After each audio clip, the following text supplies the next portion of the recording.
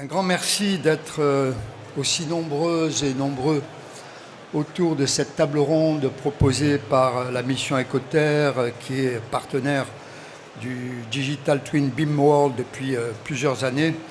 Aujourd'hui, ce qui nous préoccupe à cet instant, c'est jumeaux numériques territoriaux en réponse à quels besoins, quelles conditions de réussite pour les collectivités. Le jumeau numérique territorial, est-ce un outil concret pour les collectivités ou un concept encore un peu théorique et surtout, à quels besoins ça répond vraiment sur le terrain? C'est précisément l'objet de cette table ronde. Alors, à mes côtés, j'ai la chance d'accueillir, et nous avons la chance d'accueillir Michael Odegon, qui est maire de Wally. On prononce comme ça, Michael? Wally ou Welly? Welly. Et conseiller délégué à la communauté urbaine d'Arras. Michael, bonjour. Bertrand Couturier, qui est conseiller municipal à la ville de Nevers, que nous connaissons bien, la mission Écoterre. Samuel Gomez, qui est maire de Badevel et qui est aussi vice-président de la mission Écoterre. Merci Samuel, je sais que vous avez un agenda très très chargé. Et enfin Jean-Baptiste Krumerol, qui est chargé de programme France 2030 numérique pour la transition écologique au sein de la Banque des territoires. Si vous le permettez, Jean-Baptiste, on va commencer par vous. Alors on parle beaucoup d'innovation, mais sans financement. Finalement, rien ne se fait. Alors, est-ce que les jumeaux numériques territoriaux sont aujourd'hui une priorité dans les dispositifs comme France 2030? Bonjour à toutes et tous. Je vais naviguer entre plusieurs casquettes au sein de la Banque des Territoires et donc je vais vous imposer de naviguer avec moi entre ces différentes casquettes. Le métier premier de la Banque des Territoires, c'est l'investissement en fonds propres, donc avec l'argent de la Banque des Territoires, investissement dans des infrastructures, dont des infrastructures numériques, ou dans des entreprises qui proposent des services aux collectivités territoriales. Et déjà, à cette zone-là, les jumeaux numériques sont en effet une priorité. On parle d'infrastructures immatérielles, donc c'est une infrastructure qui devrait ensuite supporter des cas d'usage auprès des collectivités. Et donc, principalement, pour l'instant, on en est au stade de prendre des participations dans des entreprises qui proposent des solutions souveraines et de confiance aux collectivités territoriales. Et donc, cet aspect cas d'usage pour les collectivités est absolument important et indispensable. Et pour l'instant, je dirais que c'est plutôt à l'aune de France 2030 qu'on expérimente ces cas d'usage-là, qu'on teste, et qu'on retient les cas d'usage qui fonctionnent le mieux. Et l'avantage du jumeau numérique de territoire, c'est qu'on le traite sous plusieurs prismes, on le traite sous différents angles. Et donc, dans France 2030, on a plusieurs programmes, alors je ne vais pas forcément rentrer dans ce détail-là, mais qui, chacun, peuvent embarquer des jumeaux numériques de territoire. Et monsieur le maire de Badevel pourra en citer un, parce qu'il est lui-même lauréat de France 2030 sur un dispositif qui s'appelle Démonstrateur de la ville durable. Et moi, je gère d'autres dispositifs, Territoire intelligent et durable, Démonstrateur d'IA frugal pour la transition écologique dans les territoires. Tous les deux embarquent en partie des jumeaux numériques. Et notre actualité forte du moment, et vous le voyez un petit peu plus loin dans les stands, c'est le jumeau numérique de la France et des territoires, porté par un gros consortium qui comprend aussi l'IGN, l'INRIA, le CEREMA, etc. Un projet d'ampleur. Et là, je prends un peu les devants d'une annonce qui sera faite dans les prochains jours et dans les prochaines semaines. Mais France 2030 accompagne et finance une partie de ce projet-là. J'aurai peut-être l'occasion d'y revenir. Vous avez Jean-Baptiste, vous avez des exemples de projets, des exemples concrets de projets soutenus dans ce cadre? Oui, alors je pense... oui, à Badevel, mais ça, ce sera pour après. Voilà, je vais pas le présenter à la place de monsieur le maire. Je pense en particulier à un projet porté par Toulouse Métropole, dont l'objectif était prioritairement la rénovation du quartier de la gare, et donc des bâtiments et du quartier en entier autour de la gare, Et Toulouse Métropole a construit un consortium avec notamment la solution Intent Technology. Et donc, c'est un BIM de ce quartier-là. Et petit à petit, ça s'est transformé pour la métropole de Toulouse en un outil plus large de gestion, de la maintenance de ces équipements, de gestion aussi de la sécurité, etc. Une gestion plus large du bâtiment. On voit en effet que le point d'entrée bâtiment, bien sûr, est souvent le point d'entrée numéro 1 dans les jumeaux numériques.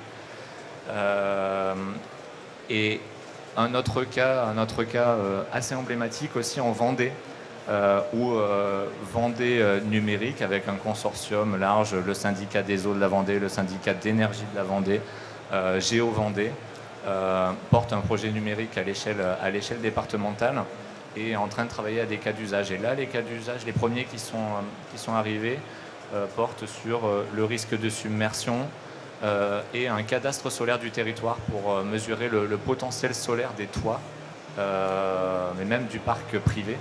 Le potentiel solaire, voilà, en fonction de l'orientation, en fonction du revêtement, etc. Et d'autres cas d'usage à venir, mais en effet, ça se développe au fil de l'eau. Alors, vous financez des projets ou des usages concrets avec impact. Comment ça se passe au niveau du financement? Une collectivité, concrètement, ça se passe de quelle manière avec la Banque des Territoires? Alors, en effet, c'est un mélange. Si je prends l'exemple du jumeau numérique de la France et des territoires avec l'IGN, il y a un socle technique qui va être en partie financé et ensuite il y a les cas d'usage. Idem en Vendée, avant d'arriver à ce jumeau numérique et à ces cas d'usage que j'évoquais, il y a un financement aussi pour compléter l'infrastructure de débit, de capteurs LoRa, aussi le centre de stockage de données qu'ils ont appelé, qui ressemble à un data space ou à un data lake. Donc il y a cette partie cofinancement de l'infrastructure et après les cas d'usage. Aujourd'hui, on est en train de se dire, principalement avec les collègues, que c'est dans les cas d'usage qu'on va trouver le modèle économique, qu'on va trouver l'effet un peu de généralisation. Et donc on aurait envie de passer davantage à cette deuxième étape, sortir, on va dire, du déploiement de l'infra ou du développement de solutions. Alors pour vous, finalement, la condition de réussite numéro 1, c'est la technologie, c'est la gouvernance ou le modèle économique? Pas facile, hein? Oui, ouais. En effet. Je ne sais pas si je peux dire un seul de ces éléments. Ça restera entre nous. En tout cas, on joue quand même un jeu qui est souvent complexe. Dans ces appels à projets, on incite les projets à se constituer en consortium, public, privé et acteurs de la recherche. Alors, on se dit que ça donne des éléments plus intéressants, qu'on favorise ce point de rencontre. C'est-à-dire que l'entreprise aura un terrain d'expérimentation avec la collectivité aura des capacités de développement, et notamment en intelligence artificielle, qu'elle n'aurait pas par elle-même. Et ce fonctionnement appel à projet et consortium sont le temps de l'expérimentation, un modèle alternatif à la commande publique. Donc c'est intéressant, mais on se rend compte que les timings des uns et des autres ne sont pas toujours alignés, que la collectivité doit aussi, dans certains cas, et je pense à des structures de mutualisation, je reviens à la Vendée, doit composer aussi avec le cadre politique et les majorités politiques du moment. Et donc, c'est beaucoup de discussions, parfois des allers-retours, forcément. Donc, il y a quand même un temps de projet qui est long, de la pédagogie beaucoup. Mais globalement, si on dézoome, à l'échelle des 20 ou 25 projets que je suis, il y en a très peu qui font des virages à 360. Donc ça veut dire qu'ils étaient plutôt bien pensés au départ et qu'ensuite chacun a été convaincu à son niveau et au bon moment. Donc voilà, il faut quand même éviter ce risque d'aller-retour, c'est-à-dire penser le projet seul dans son coin et ensuite on se dit « Ah ben mince, les parties prenantes du territoire ne sont pas d'accord avec moi et donc en fait on va faire demi-tour ». Alors, de la Banque des Territoires, nous passons à nos amis élus. Il y en a 3. Ils ont chacun une expérience extrêmement intéressantes et à partager au niveau local. Michael Audegon, en ce qui concerne la communauté urbaine d'Arras, est-ce finalement un jumeau numérique, ça sert à quelque chose, mais de manière extrêmement concrète? Tu t'imagines si je dis que ça sert à rien, on va repartir tout de suite pour un coup au café à côté. Vous pouvez aussi. Bonjour à tous et à toutes. Du jumeau numérique, bien évidemment, ça sert à plein de choses. On peut avoir une approche thématique ou avoir une approche transversale. Moi, je pense que ça sert à comprendre un territoire, ça sert à le simuler, c'est quand même ça la vraie plus-value et le vrai intérêt. Et après, ça sert derrière à le piloter politiquement et techniquement. Petit focus sur notre solution à nous. Alors au départ, c'est une carte 3D d'un territoire complet. On a travaillé avec une société qui s'appelle Bionatics. Et Bionatics a une particularité, c'est qu'elle utilise les données qui nous appartiennent. Parce que quand on parle d'un jumeau numérique, si vous allez voir votre vice-président aux finances, il va vous dire « Aïe, aïe, aïe, ça va coûter beaucoup d'argent. Tu te rends pas compte, c'est compliqué, ça va coûter des centaines de milliers d'euros. » Sauf que si on arrive à trouver des solutions qui utilisent déjà des données qu'on a et qui sont juste un amalgame et une mise en image de ces données-là, ça va être beaucoup plus pratique. Et avec Bionatics, ça marche comme ça. Bionatics a inventé, alors c'est une société qui est un ancien issu du CIRAD. Le CIRAD, c'était un comité d'agronomes à Montpellier. Et ils ont construit un algorithme qui, à partir de toutes nos données de SIG, sont capables de faire une cartographie de tout le territoire. Nous, on a 46 communes. On a une surface qui est quand même assez importante, très agricole. Et avec uniquement ces données, avec leur algorithme, on a réussi à faire une cartographie très générique. Alors bien évidemment, on n'a pas toutes les maisons de manière identifiée, mais avec des points, je ne vais pas rentrer sur l'aspect technique, mais avec des points de récurrence, on arrive à cartographier quelque chose. Et après, sur des événements ou sur des bâtiments très très précis, eh bien on les fait de manière beaucoup plus poussée et on le représente réellement. Ça, c'était pour le premier point, l'aspect technique, ce qui fait qu'en termes de coût, on est, je pense, bien inférieur à certaines solutions qui commencent à travailler bâtiment par bâtiment. Donc je vous le dis, ça sert à visualiser un territoire, ça sert à tester des scénarios ou des scénarii. Ça, c'est un point extrêmement important et c'est comme ça qu'on l'a expliqué. L'idée, c'est on va faire un nouvel équipement, on va faire une nouvelle salle de sport. On va dire aux gens, vous inquiétez pas, madame, monsieur, les élus maîtrisent et vous allez voir ce que vous allez voir. Sauf qu'on sait très bien que les gens, quand on fait la construction, ils ne se rendent pas compte des impacts, ils ne se rendent pas compte des ombres, ils ne se rendent pas compte des points de chaleur, ils ne se rendent pas compte de l'aspect visuel parce qu'ils ne le visualisent pas justement. Et bien avec une solution comme un jumeau numérique ou comme la nôtre, ça permet, quand on fait un appel d'offres, de demander aux entreprises qui vont faire un appel d'offres de modéliser leur maquette. Et plutôt que de parler dans le vide, on va aussi, quand on va aller rencontrer les citoyens, on va leur dire voilà, la solution A, c'est celle-là. Ça va avoir cette tête-là. Et la voisine qui habite à côté, elle la voit, la solution. Parce qu'elle, elle a son point de vue et elle va vraiment voir le visuel qu'elle va avoir. On fait la même chose avec la solution 2, on fait la même chose avec la solution 3. Et finalement, on est beaucoup moins aveugle dans la décision politique et dans l'arbitrage. Et c'est ça, je pense aussi, le point important dans cet outil-là, qui est tout sauf un gadget, qui doit être pour nous élus un outil de pilotage et pour les techniciens un outil de suivi et pour les citoyens un outil de dialogue et un outil d'explicitation parce que quand on reprend la campagne, on a beaucoup parlé de ça tout à l'heure, parfois les gens sont un peu en manque d'explication ou d'explicitation politique et mine de rien c'est un outil qui permet de manière très très explicite de montrer les futurs projets qui sont prévus pour la ville. Alors les administrés se posent souvent la question, Michael, la priorité, le premier usage utile, finalement c'est quoi? C'est l'urbanisme, l'eau, la voirie, l'énergie. De votre point de vue, c'est quoi la priorité des priorités? Alors, de mon point de vue, et c'est l'élu qui va parler, la priorité des priorités, c'est faire démontrer que l'outil va être efficace par rapport à la question budgétaire. Et qu'il faut aller travailler sur deux axes, à mon sens. Le premier, c'est l'aspect financier. C'est essayer d'identifier, alors on a parlé beaucoup du bâtiment, c'est vrai, par rapport au chauffage. Il y a un élément qui est assez facile à mettre en œuvre et assez facile à démontrer en termes d'économie, c'est l'éclairage. Si vous arrivez à optimiser, voir l'impact que ça peut avoir, c'est quelque chose qui va permettre de générer très très vite des économies. Et c'est ça aussi, c'est notre fameux return on investment, mais il faut travailler sur ça, il faut l'expliciter et il faut démontrer à nos camarades élus aussi et à nos collègues que, encore une fois, c'est pas de la technique pour de la technique, mais c'est un outil technologique qui va derrière permettre d'avoir un meilleur pilotage. De ce pilotage, on va faire des économies et l'économie qu'on va générer, on va pouvoir l'utiliser à autre chose. Et à mon avis, c'est vraiment si vous voulez vous lancer dans cette démarche-là, c'est vraiment la première porte d'entrée. La deuxième porte d'entrée, c'est l'usage pour les habitants.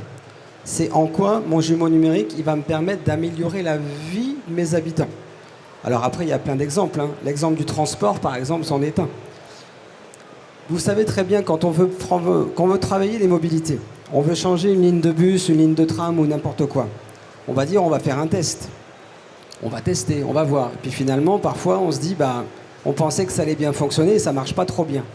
Quand vous avez un outil comme celui-là, on peut modéliser 1, 2, 3, X scénarios de modification. Et à chaque fois en identifiant les avantages, les inconvénients. Et je trouve que ça permet aussi de justifier et d'argumenter face à la population en disant, c'est pas la décision d'un homme ou la décision d'une équipe. On a travaillé sur différentes possibilités, on a des arguments, plus et moins pour chaque possibilité, et à partir de là, collectivement, on arbitre. Mais par rapport à des éléments concrets. On peut commencer par un petit projet, ou alors il faut directement s'attaquer à un gros projet. Michael, après Jean-Baptiste, rapidement, selon vous? Selon moi, il faut un petit projet. Un petit projet. Il faut engager. Le risque, alors on peut imaginer, si on a des moyens, tout est possible.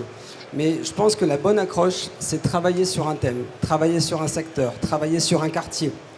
On fait une phase pilote, parce qu'il faut convaincre nos habitants, mais aussi il faut convaincre nos élus. Dans un conseil communautaire ou dans un conseil d'agglo, tous les gens ne sont pas forcément motivés à partir sur ce genre de solution.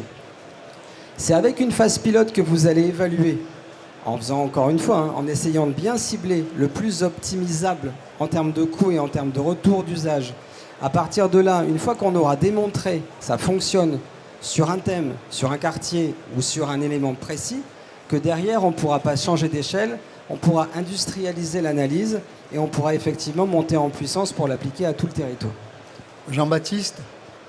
Oui, ce jeu avec les échelles, il nous importe particulièrement. Dans France 2030, je disais, on est opérateur pour le compte de l'État avec l'argent de l'État et donc on fait des démonstrations. Et dans ces démonstrations, on teste des cas d'usage spécifiques sur des territoires spécifiques. Et quand ça fonctionne, on a un enjeu du coup à le transposer ailleurs. Dans notre jargon, on parle de réplicabilité, de réplication. Là, c'est ce qui nous anime en ce moment. Et donc, on veut retenir ce qui fonctionne, je l'ai dit, et après s'appuyer, pourquoi pas, sur des structures de mutualisation à l'échelle départementale, par exemple. Il existe même des régions aussi qui peuvent jouer ce rôle pour mettre à disposition des services aux communes de leur territoire. C'est un peu la philosophie aussi du jumeau numérique de la France et des territoires. Il y a le socle technique qui est forcément gros, qui est un gros projet en soi, bien sûr, mais ensuite, les cas d'usage, on va prioriser. On va en retenir que certains et ensuite élargir, ensuite changer d'échelle. Donc voilà, faire la preuve sur quelques éléments et ensuite changer d'échelle. Ouais. Alors, jumeau numérique, on a Nevers avec nous, on a Badevel aussi. Alors Badevel, avant de céder la parole à Bertrand Couturier, c'est 800 habitants, c'est ça, monsieur le maire? 818, exactement. Voilà, vous allez avoir des surprises, vous allez voir. Je vous conseille vraiment Badevel parce que ce monsieur-là est un phénomène. Bon, Bertrand Couturier, à l'échelle d'une ville comme Nevers, le jumeau numérique change quoi dans la décision publique? Bonjour à toutes et à tous. La décision, elle est importante, effectivement, elle est éclairée avec le jumeau numérique. Alors nous, on est en train de déployer le jumeau numérique à l'échelle de la ville sur quelques cas d'usage. On a commencé initialement sur la base de notre démarche numérique responsable de pouvoir effectivement avoir la maîtrise de la donnée. Donc on a installé, déployé des capteurs connectés et finalement la prise de décision c'est fait en premier lieu par des remontées de data avec les capteurs connectés qu'on a notamment pour le stationnement, pour mieux comprendre les dynamiques de stationnement, puisqu'on est une des seules villes en France, je crois, à avoir rendu le stationnement gratuit, limité pendant 2 heures. Donc c'est une Nevers, une ville de 35 000 habitants, l'agglomération 65 000 habitants. L'objectif, c'est de pouvoir en tout cas prendre des décisions plus éclairées. Donc on a commencé avec ces capteurs connectés, mais sur l'énergie, sur la ressource en eau. On est passé en régie, par exemple, au niveau de l'agglomération, où on a vraiment une lecture très précise sur les débits d'eau, et notamment sur les taux de fuite. On a fait un travail avec l'intelligence artificielle sur les prédictions des scénarios qui nous ont permis de faire des optimisations des réseaux et de réduire très fortement d'économiser la ressource en eau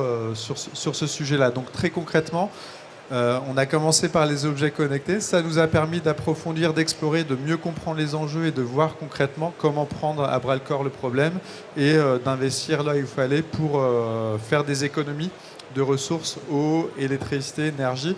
Et sur la question des mobilités, je parle du stationnement connecté, mais de manière plus générale, avec notre délégataire de service public, pour ne pas le nommer, Keolis, on a effectivement tout un travail qui est assez important aussi sur cette digitalisation des transports en commun collectifs.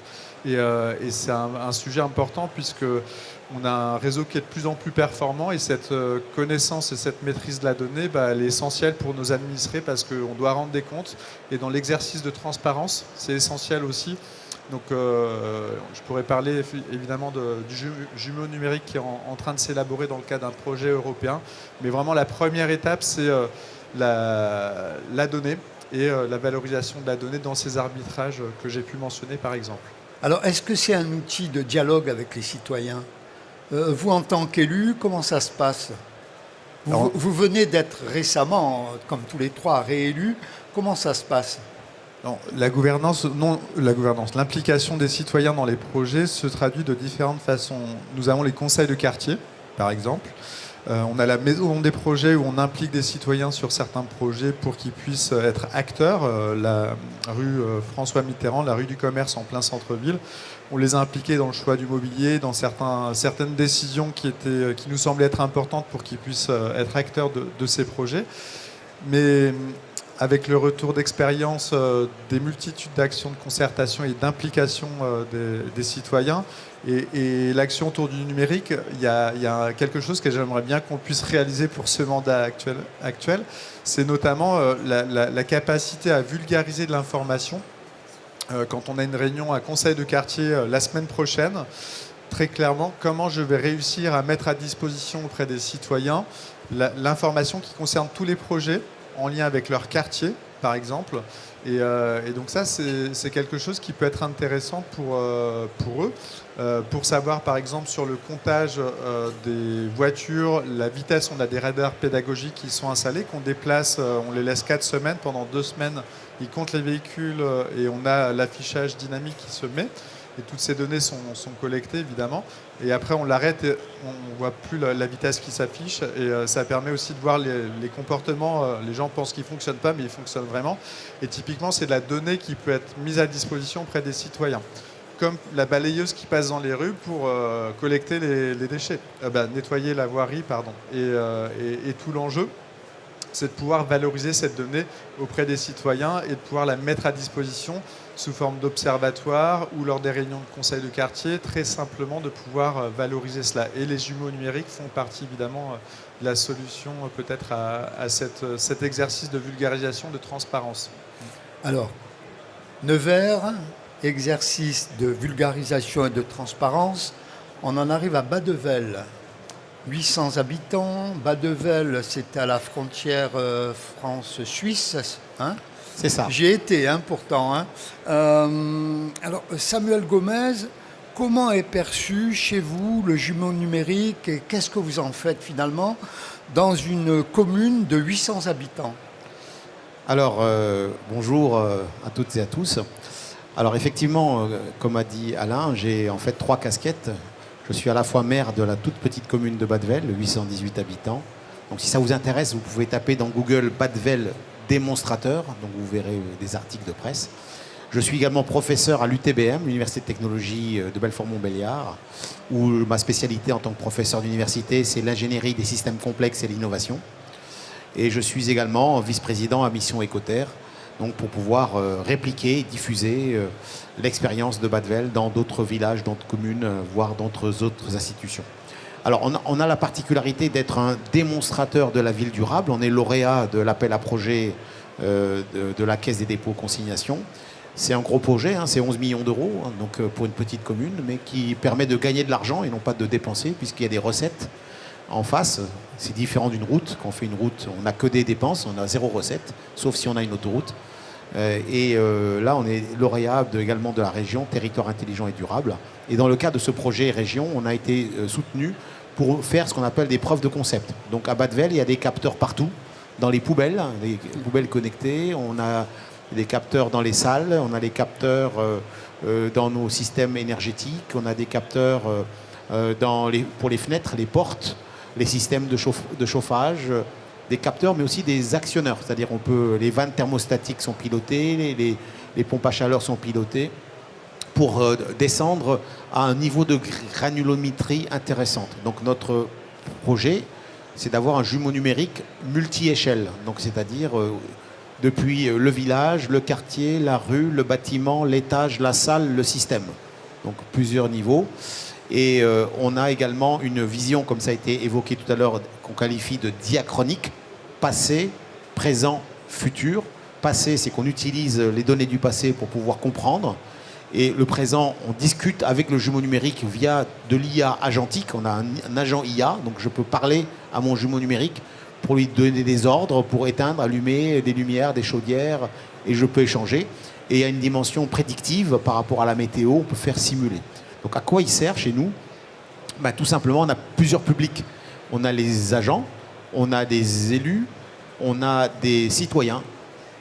On utilise le jumeau numérique pour permettre aux citoyens de se rendre compte d'un futur bâtiment, comment il sera, ou lui permettre de voir les économies d'énergie que nous avons pu réaliser. On a pu baisser notre facture énergétique de 70%.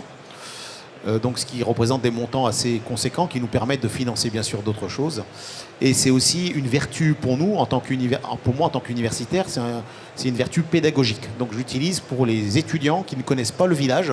Alors si je leur envoie 300 pages écran de capteurs, de compteurs, de courbes, de graphiques, ils vont être perdus.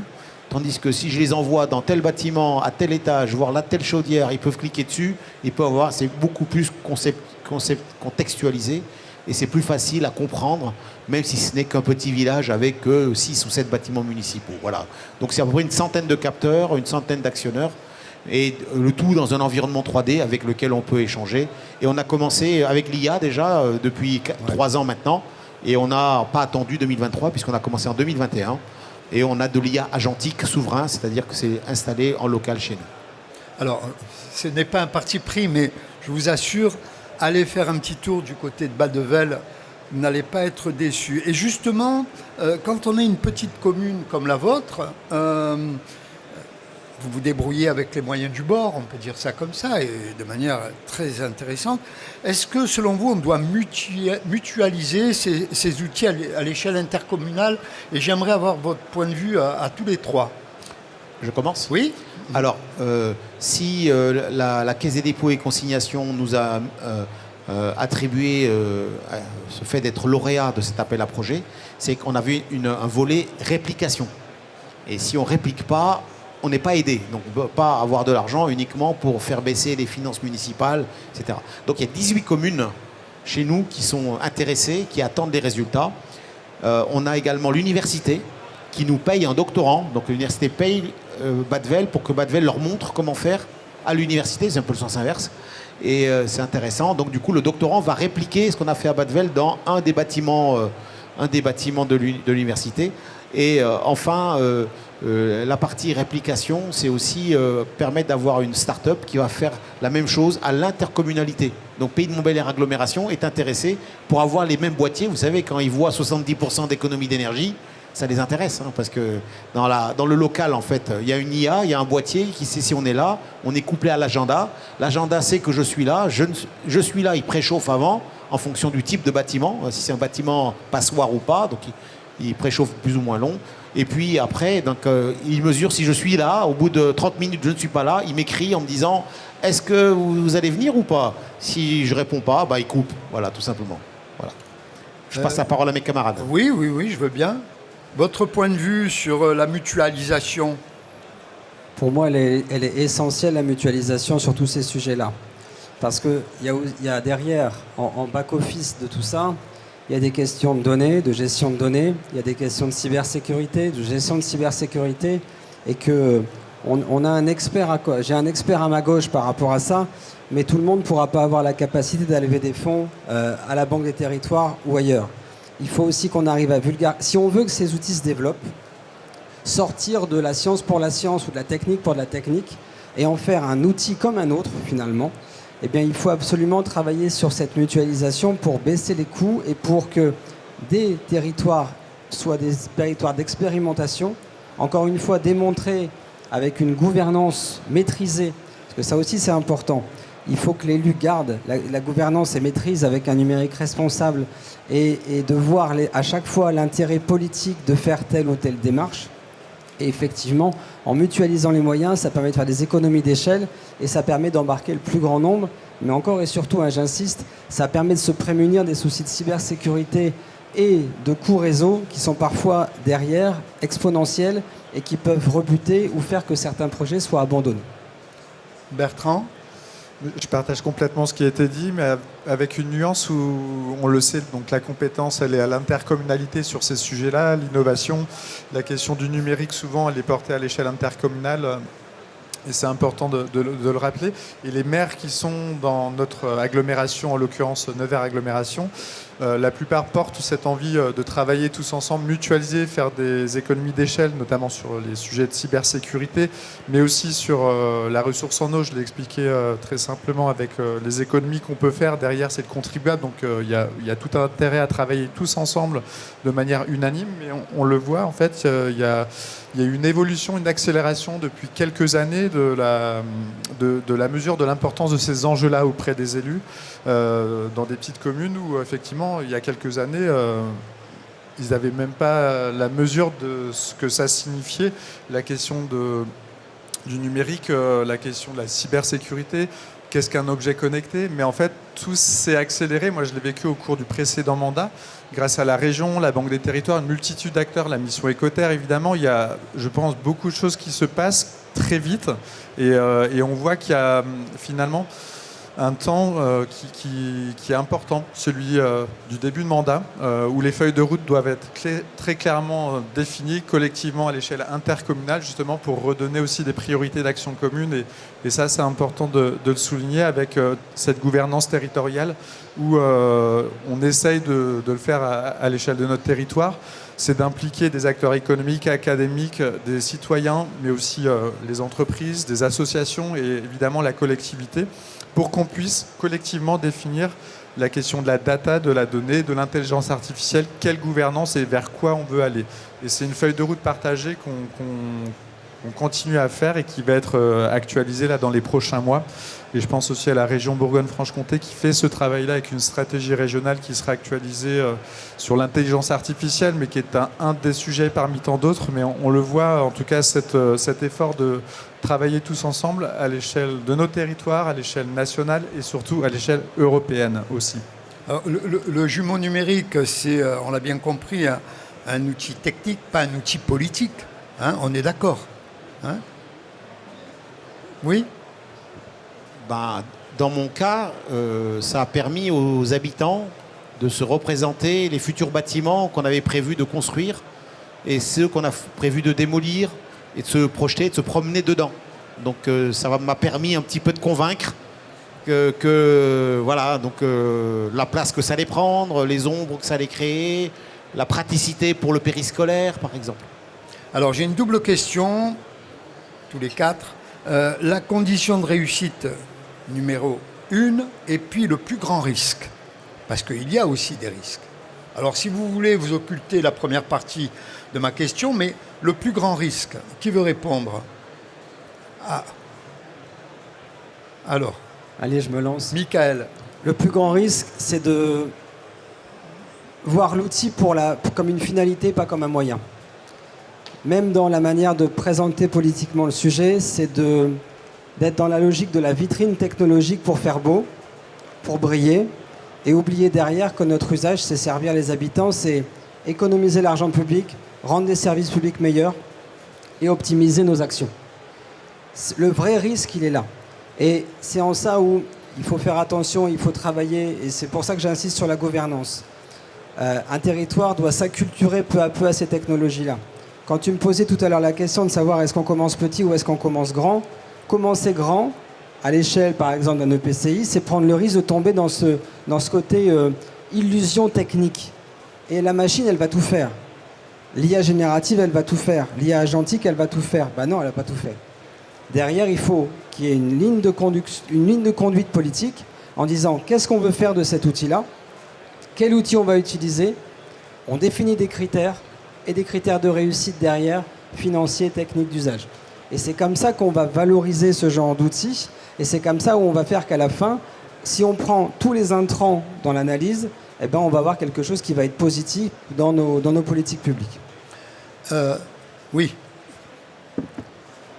Une réponse en complément tout à fait de ce qui vient d'être dit, c'est que j'ai le sentiment que parfois on se lance dans un projet et là il y a toutes les bonnes volontés et il y a l'énergie pour le mener, il y a la visibilité à ce moment-là et se pose en effet la question de la pérennisation, de la pérennité.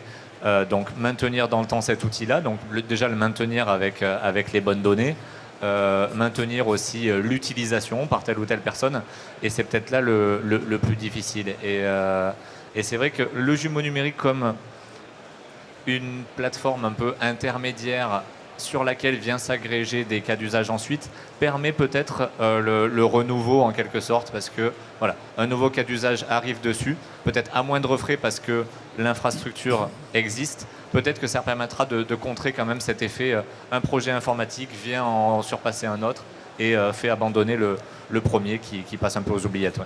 Alors Jean-Baptiste, gardez le micro s'il vous plaît, on va un peu extrapoler tout ça. Je viens d'être élu maire.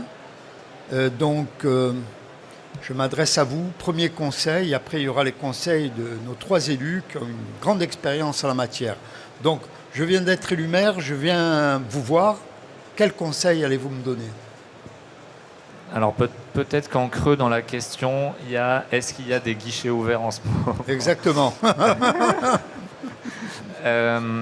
Déjà, premier niveau de réponse, je le disais tout à l'heure, on soutient des entreprises qui ensuite offrent des solutions aux collectivités territoriales. Donc, il y a ce jeu du marché classique. Ensuite, il y a des ressources à aller consulter. Et donc, monsieur le maire de Badevel, entre autres, insistait sur le fait qu'ils sont astreints à une forme de publicisation, de documentation de leurs projets. Et aujourd'hui, la plateforme numérique 360 est un outil de centralisation de ces retours d'expérience de collectivités où on essaye d'insister aussi beaucoup sur ce qui n'a pas marché. Sortir de l'effet je raconte ce qui s'est bien passé, je raconte mes réalisations. Il y a des pièges dans lesquels ces projets-là sont tombés, qui sont tracés là-dessus. Donc voilà, ça c'est plutôt, on va dire, du soft. Et en termes de financement, France 2030 a subi des réductions sur le projet de 2026, donc c'est significatif. Et aujourd'hui, spécifiquement sur ce thème-là, il n'y a pas de guichet ouvert. Dans le cadre du jumeau numérique de la France et des territoires, la partie cas d'usage va donner lieu ensuite à des appels à projets où les collectivités pourront proposer des cas d'usage à intégrer dans le socle technologique IGN, CEREMA, NRIA, etc. Et je pense à des appels à projets européens alors attention à mon anglais, non mais LDT for SSC, donc c'est des appels à projets européens sur les jumeaux numériques qui sont aujourd'hui ouverts. On continue. Quel conseil me donneriez-vous si récemment élu maire, je venais m'adresser à vous avec l'expérience que vous avez ? Je mettrais peut-être en lumière la question des vulnérabilités d'un territoire. Il ne faut pas oublier que le numérique, on l'a expliqué, ça a été présenté comme un outil et effectivement une vraie plus-value pour les choix dans l'arbitrage avec les citoyens et d'autres parties prenantes. Mais ce qui est important, c'est si demain on a des événements climatiques ou des catastrophes naturelles qui arrivent de plus en plus souvent, on le voit par rapport à la question du changement climatique et des mesures d'adaptation au changement climatique que les territoires mettent en place. Du coup, est-ce qu'on est en capacité, avec un jumeau numérique, de pouvoir être en quelque sorte dans une continuité de service public ? Et si ce n'est pas le cas, qu'est-ce qu'on fait ? Donc il faut toujours avoir aussi ce qu'on appelle le plan de continuité d'activité. En d'autres termes, il faut qu'on puisse avoir des documents papier pour assurer la continuité du service public, si je caricature un petit peu. Et c'est vrai que c'est important de pouvoir en tout cas identifier les vulnérabilités des territoires et de se poser la question comment le jumeau numérique va nous permettre d'avancer sur ces sujets-là, mais dans le cas où il y a des problématiques, des contraintes naturelles ou autres, voilà, il faut voir les impacts que ça peut avoir et est-ce que je suis dépendant à ce jumeau numérique ou pas. Donc c'est vraiment un sujet aussi sur lequel il va falloir se pencher le plus en amont du projet pour que ça puisse vous permettre de prendre les bonnes décisions. Michael ? Alors, un maire nouvellement élu, premier conseil, c'est qu'il faut y aller. Engagez-vous sur ces outils-là parce que ça met quand même un certain temps à être mis en place et à être opérationnel. Par contre, engagez-vous, mais de manière réfléchie. Il faut s'engager sans attendre, mais il ne faut pas se précipiter. À mon sens, mais ça n'engage que moi pour le coup, travailler sur un jumeau numérique ou une maquette 3D, si vous n'avez aucune acculturation sur la donnée sur votre territoire, vous allez faire une bêtise. Donc commencez à savoir déjà où est-ce qu'elles sont mes données. Posez une charte IA. À partir de là, donnez-vous un cadre de fonctionnement, toujours, ça doit être l'âge, mais c'est d'une gouvernance qu'on doit maîtriser et que les élus doivent maîtriser. Ça ne doit pas être un opérateur extérieur, ça ne doit pas être des techniciens, ça doit être les élus, parce qu'on fait ça pour les habitants. Donc prenez le temps de construire un cadre qui va sécuriser tout le monde, qui va sécuriser vos données et votre fonctionnement, et quand le cadre sera posé, vous pourrez commencer à déployer des outils. Mais ce n'est pas parce qu'on pose le cadre juridique qu'on ne travaille pas en temps caché sur l'aspect technique. On peut commencer à y réfléchir, à voir quelles sont les solutions les plus adaptées. Par contre, avant de vous engager politiquement et de passer une délibération à un conseil municipal ou à un conseil d'agglo, il faut que vous ayez en backup ce travail-là, en feedback, pour avoir une sécurité juridique et une sécurité par rapport à vos citoyens. Samuel, pour le mot de la fin ? Alors, je vais bien sûr m'inscrire dans la continuité de ce qui a été dit par mes collègues élus, mais je ne vais pas répéter. Je vais essayer d'apporter des choses nouvelles. Effectivement, il faut savoir ce qu'on cherche. Dans mon cas, c'était chercher des économies. Je suis arrivé, il y avait 39 000 euros de fonds de roulement. 6 ans plus tard, il y en avait 570 000. Donc, objectif, qu'est-ce qu'on veut faire avec tous ces outils-là ? Deuxième élément complémentaire à ce qui a été dit, si vous n'avez pas la compétence, rapprochez-vous d'une université. Il y a des universités qui proposent des doctorants, des stagiaires, et l'université, la thèse de doctorat en convention CIFRE, ça vous coûte presque rien. Vous avez un ingénieur pendant 3 ans et ça vous coûte presque rien. CIFRE, C-I-F-R-E. Donc c'est une convention où c'est une thèse de doctorat en entreprise. Et les collectivités sont éligibles.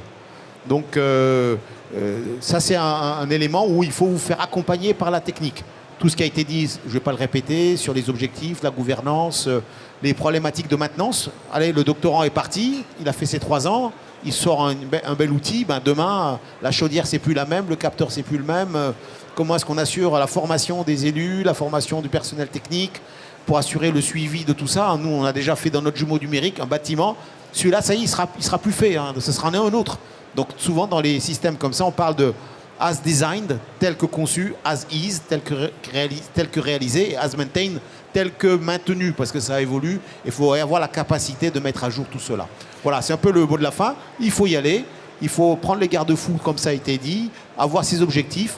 Et bon, je suis porteur d'un projet qui montre que c'est possible, ça marche, et qui génère des recettes. Voilà, merci beaucoup. Le jumeau numérique, c'est finalement un outil, mais un outil qui peut transformer la manière de comprendre, de décider et d'agir sur nos territoires, à condition, bien évidemment, on l'a vu, d'avoir une vision claire sur les besoins.